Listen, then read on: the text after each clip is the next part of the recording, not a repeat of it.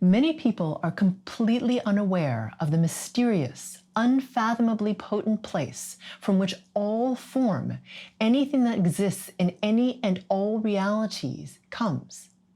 If you don't know about this place, if you don't understand its nature and develop comfort with it, it'll be much, much harder for you to effectively create manifest and nearly impossible for you to maintain momentum as you move through the natural, inevitable stages of the cycle of growth and transformation. In this episode, we're discussing the void and the fertile void, what these spaces are, why they're so misunderstood, why they're so important, and how to leverage them fully as you constantly refine and learn to master your reality. After the discussion, we get to the most important part of this episode. The group frequency calibration at the end is where the frequency work happens and where change actually occurs. So be sure to listen to that. Without releasing distortion patterns targeted by the GFC, the change you want will be more difficult to attain because you haven't addressed the root of the issue. My name is Karen Cheong, and today in Mastering Your World Through Frequencies, we're discussing the void and the fertile void. This is a doozy. Okay, so many questions. Let's just start right at the beginning. What's the void? Yeah. So, a lot of people confuse the void for something else. So I'm going to talk about the void is and what they confuse it for. Okay. So just to make a distinction. So the void is a very powerful place, and it's a place that people don't talk about very often. Because we like to fixate on form as humans, right? Like what is in form.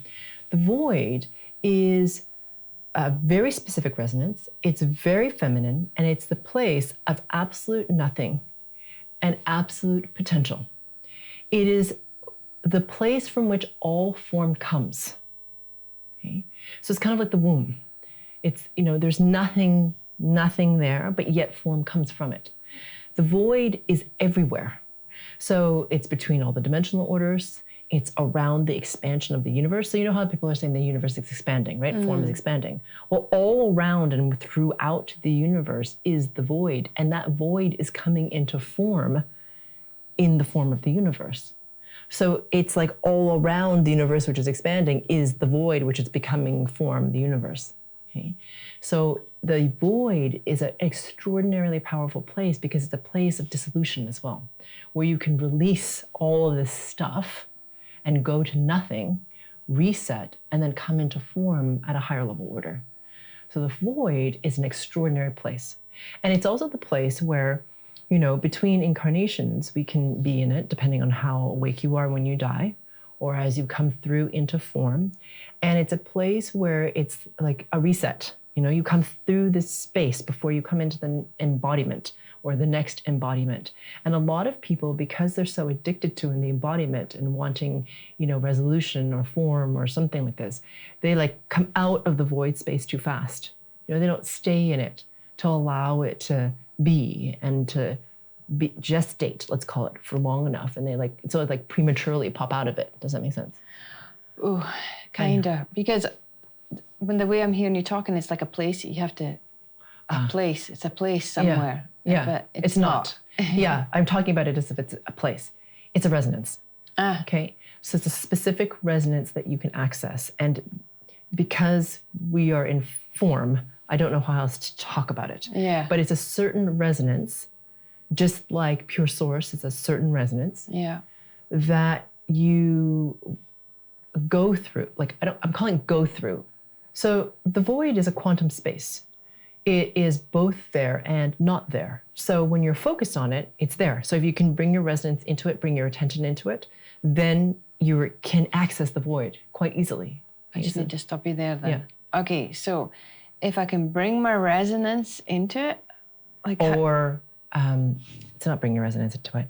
It's to access the resonance of it. Okay, so to access the resonance of it, so does that mean I have to raise my resonance? How do I do that? To access the resonance of the void that's quantum. It's there if I focus on it, it's not there.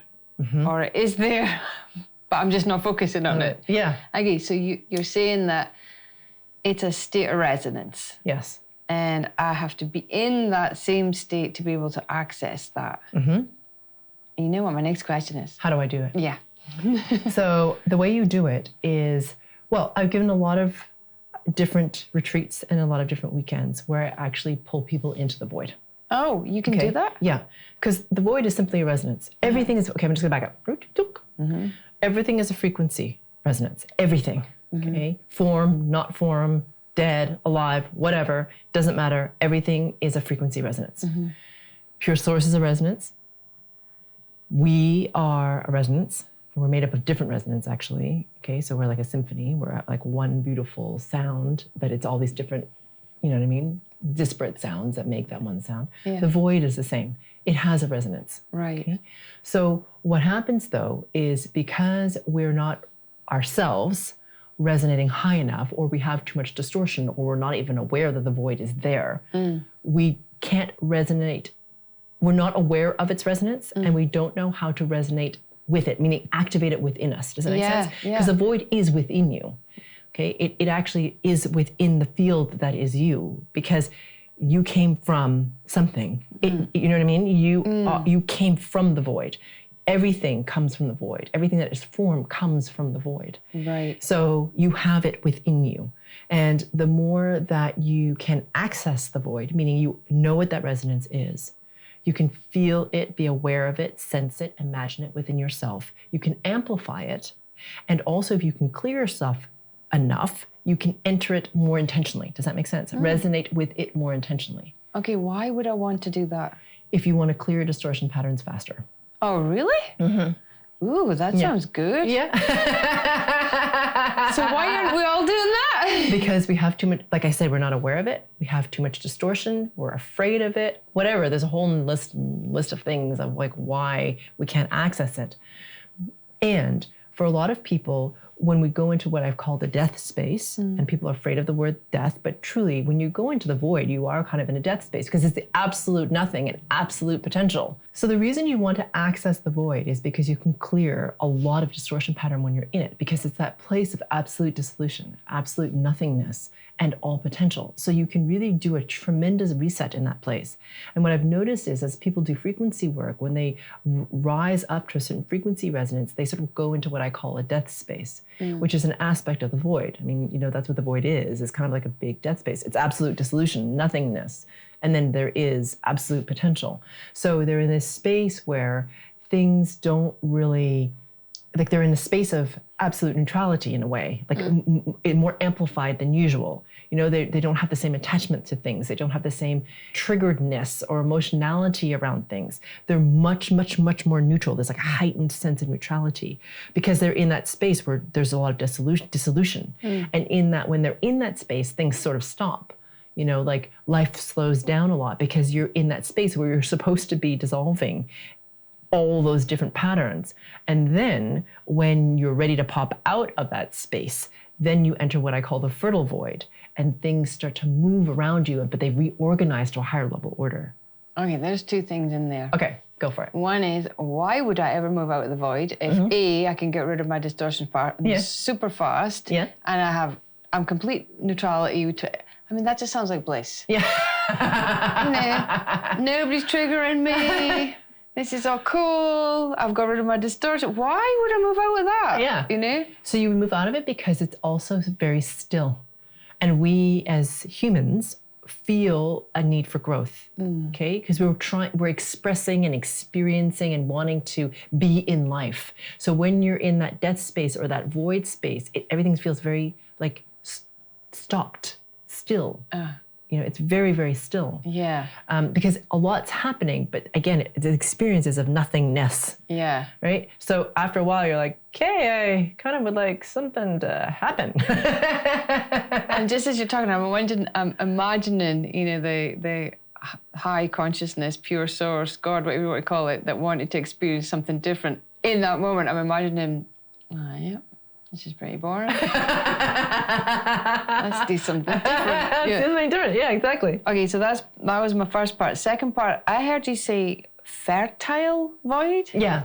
Yeah. What the heck? Yeah. So the fertile void, I love the fertile void. I actually love both the void and the fertile void. So the fertile void is this space, kind of like if you've ever experienced the space between awake and sleep. You're not exactly awake, like you're aware. Yeah. And you're kind of asleep, but you're not. You're kind of between these two states. Yeah. The fertile void to me is that space between being in that void space and being totally in life. So it's this space where you're aware that life is like you're starting to go into motion again. Okay, things are starting to reorganize and coalesce around you, but you're also in that sort of detachment, that neutrality of the void. So you're just kind of like watching it happen around you. It's kind of spectacular, actually. Yeah. And that's where a lot of creativity can come in, because you're not attached to a certain outcome, right? Because you're really in that death space. So anything's possible because it's kind of still in that dissolved state. Yeah. So whatever comes through is like, it's like comes through like it's like the beginning of the birthing, where it's like anything can come through and you're not attached to it yet. So you're kind of watching with fascination as things start to gel, and you can follow those things more easily. And that's where a lot of inspiration, creativity, inspired productivity, all that stuff comes from the fertile void, because it's not yet in form. It's like being like catalyzed. Does that make sense? It's coming into form, and you're kind of catching the wave of that. And that's what I call the fertile void. So you're not exactly fully back into life yet, but you're not in that stillness of the void space either. Okay, so I'm still trying to understand the difference between the void, the death space, and the fertile void, because the way you're discussing it, it sounds like you're interacting with both at the same time. Yeah. But then this void is a resonance. Yeah. It's not actually a location. Yes. Or an embodiment or something. Yes. It's okay. Yeah. So sorry to be confusing. So the void is a resonance. Okay. It's like a space that we can all, or a resonance that we can all access, whereas there's a space of dissolution, absolute potential, and from which everything comes, that is form. All right. The embodied experience of that is the death space. Okay, so that's when you have this moment where, or many, for some people, days or weeks or months, where everything goes a little bit still, because it's a reflection of your lived experience of being in that void space. Right. Does that make sense? Yeah. So in that death space, everything, like I said, stops. Right? And the best thing to do if you're in the death space is to deepen your surrender, to not try to fight to get out of it. Because a lot of people, when they're in it, fight it because they're like, oh God, everything stopped. Maybe I should just try harder to make something happen. You know, we can be very like confused. I was, when I first hit it. I was just like, why isn't anything happening? Like, where do my clients go? How come I can't make plans? Like, what's happening? And it's not like that can sound scary to people, but I really had to experience dissolution. They had to go away for a little bit as I reorganized, released in the void space. And then as I came into the fertile void, things started to reorganize and different clients came in, or clients were different, you know what I mean? Like behaved differently, or do you see what I'm saying? Everything reorganized when I came into the fertile void after I'd surrendered in the death space. Okay, so just for more clarity, can you choose to move your resonance to the same as the void? Or maybe I'm misunderstanding still. Yeah. Can you choose to be in the void or the death space? Or is it just something that happens? Well, the death space is the embodiment of the void. So, but can I choose to raise my resonance to be in the resonance of the void? Or is this just something that happens because of something that needs to happen? Yeah, you know? I see what you're saying. So I'm going to distinguish. So you can entrain to the frequency resonance of the void. And in fact, in a number of my GFCs or in retreats, especially when we're going deep, we will entrain to the resonance of the void. Yeah, people will hear me talk about this. Exactly. That's why I was asking. Yeah. So you can totally, with your attention focus, and also because I'm helping, bring your resonance into alignment with and amplify the frequency resonance of the void within you. It's already within you. Okay. So just to make that really clear. For the purpose of clearing more deeply, for you to move into surrender, for you to embrace potential, whatever shows up. But you know what I mean? Whatever is showing up in that particular moment. And does that mean then that you will then thereafter move into the death space? You could. So what will happen sometimes for people is because they have entrained to that resonance of the void and they are in a space where they are releasing a lot of distortion, then they start to experience in the embodiment the death space. Not everyone does, but that's when it can happen. You can't actually will the death space. You can't be like, today, I would like to experience the death space and then be like, and now I'm in it. It's not really like that. It's more like when your higher self is ready and your resonance is high enough and you need to do a big reorganization or like a resetting or a release or something like this. Or a surrender. Or you need to deepen whatever it is that's happening for you in terms of surrender and letting go. Then you'll be pushed into the death space. Make sense? Where you have to now let go and deepen in your surrender. So you're now having the lived experience of the void through what we're calling the death space, so that you can, on the physical level, also participate actively in the surrender process. Got it. Okay. Got it. And then from there, is it always the fertile void that follows that? Yes. Now, what I will say with that is that it depends on. Most people don't know that the fertile void exists. And so they try to hasten through it, right? Because they're like, oh, thank God, things are starting to move again. You know, humans don't really like stillness very much, especially in our culture. We're like supposed to be busy. We're supposed to be active. We're supposed to be striving for our outcomes. We're supposed to be doing a whole bunch of different things. Okay, so we're not super great with often just being in stillness for like a longer period of time. And we get restless. We're like, oh, I don't like this. We want resolution. Okay, so most people do go into the fertile void, but they rush out of it. Okay, because they're just like, okay, at least things are moving, thank God, right? Now I have a little bit more certainty, things are gonna start to gel, they're gonna move in the direction that I want, you see, because we want resolution. So we like try to like march ourselves out of the void as quickly as possible, right? However, the fertile void does happen, and if you can just stay in that space, in that resonance, where you are in this space where you're watching things come together, reorganizing, like different people coming in, different people exiting, circumstances changing around you, but you're not super attached to it. You're just kind of like oddly watching it. That's a really powerful place to be in, because at that point, you're noticing what you have been attached to leave you. And it's a great place to confirm, remove the release of that attachment so you don't create more of it. And then celebrate what it is that you can create coming through for you. You see? So it's a really powerful place to be in, or resonance to be in, as you experience yourself coming more into life. And is it also a possibility to see what's available to you? Yes. Because once you've cleared the distortions and the dissolution and you move into the you have more sight or availability to what you can tap into, right? Yes, and more choice, like you said. More choice. And so you can kind of, in that fertile void, because again, you have that distance, right? Because you're still a little bit in that void space. You're in that in-between. So you're like, oh, here are all the different possibilities in front of them. Maybe not all of them, but you have a better perspective, okay? A bigger perspective. Like, I've chosen this in the past, but all these different possibilities that I wouldn't have expected have shown up. What now am I going to choose? Okay, I've had this big surrender experience. I've let go. I can confirm, remove this distortion pattern. Do I really want to choose the same thing that I have been choosing in the past?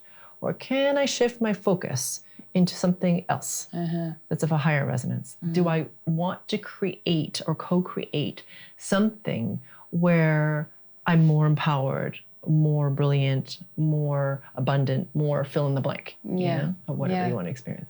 And so do you have you made or created a GFC or a deep dive that can help us resonate at that same frequency as the void, or is that something that needs to be? I'm going to do a deep dive at some point.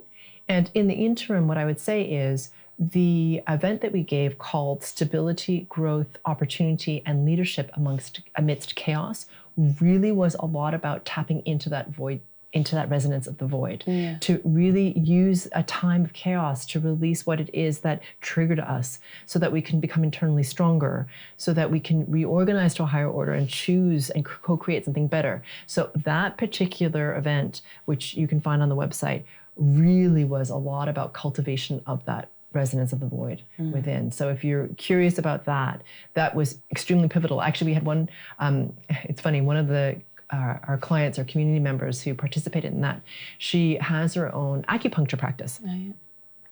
And she said, I didn't come into this event trying to create anything. I just did the event because I was called to it. But what's weird is that ever since that event, consistently, and I've been wanting this for a while, I have 2 to 3 new clients in my practice every week. Wow. Which for her is a lot. Yeah. It's a lot of new people every single week. She goes, I don't even know where they're coming from. They just keep showing up. And my practice is growing and growing and growing. Because if you keep multiplying that out, her practice is really growing. And she said, and it's funny because I had to, in that void space, release a lot of attachment, to scarcity and stuff around abundance and a whole bunch of different things for her. Yeah. But even though she didn't intend it, because she'd gone through that void space and then experienced the death space when she came out of it, that is what happened for her. Oh, okay. Yeah, so it was really cool. Yeah. Yeah. Can I just ask one last question? Sure. Because, when you're talking, I think it would be easy to mistake the resonance of the void, the death space, and emptiness or not feeling anything. Yeah. So I don't know if that's emptiness, but it's just maybe apathy. Yeah. What the difference would be. Yeah. So some people talk about the void as if it's a place of like emptiness, aloneness, like sadness, despair, hopelessness. Mm-hmm. Okay, like some permutation of this. And they feel like when they're experiencing that, they're never going to be whole. Does that make sense? Some version of that. I want to distinguish, that is not the void. That is a space where you actually are not experiencing what I would call your big S self, or yourself as infinite indestructible consciousness. You're caught in the perspective of the little S self, right? The ego mind, which feels separate, which feels disconnected, which feels like there's no hope for humanity or oneself, that it's never going to change. Okay, so when you're mired in that perspective and you are sensing that within you, you can easily think, oh, there's an empty void here. There's nothing, like there's no significance, there's no light, there's nothing. It just sucks. That's not the void. That is simply an emptiness because your resonance isn't high enough for you to feel complete, for you to feel internally strong, to know that you are part of everything and everything is part of you and that you're never alone.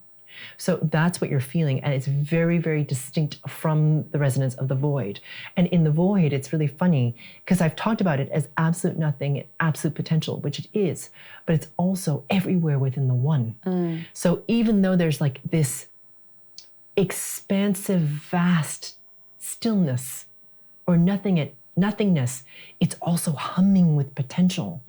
And so within that, you feel the everythingness. It's hard to describe, but it's not alone. Yeah, I think if you were to start feeling those feelings, that would be the signal then that you're not in the void. That's correct. Yeah. Okay.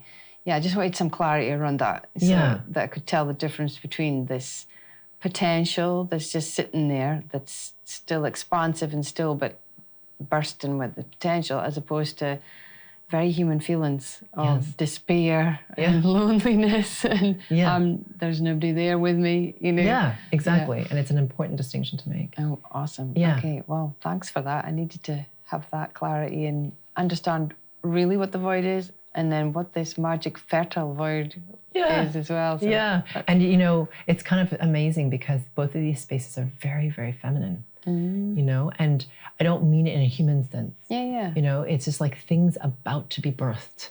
So it's like all about potential. Yeah. And they're really spectacular places to be in. And I feel like they're only starting to resurface again as something to celebrate. Yeah. Well, let's do it. Yeah. So for those of you who would like to clarify the distortion patterns that keep you in fear or in resistance to or away from accessing the void, resonance, then I strongly suggest that you listen to the group frequency calibration meditation associated with this episode. And if you've enjoyed this episode and would like to share it with somebody so they can start to access this place of tremendous potential, please share it and click on the subscribe button below. We're about to start the group frequency calibration, or GFC, where we actually do the frequency work and where change is catalyzed. To get to the GFC, click on the square that'll appear to the right or the link in the description below. It's time to bring in a new experience, a new consciousness, and a new world. Let's rise together.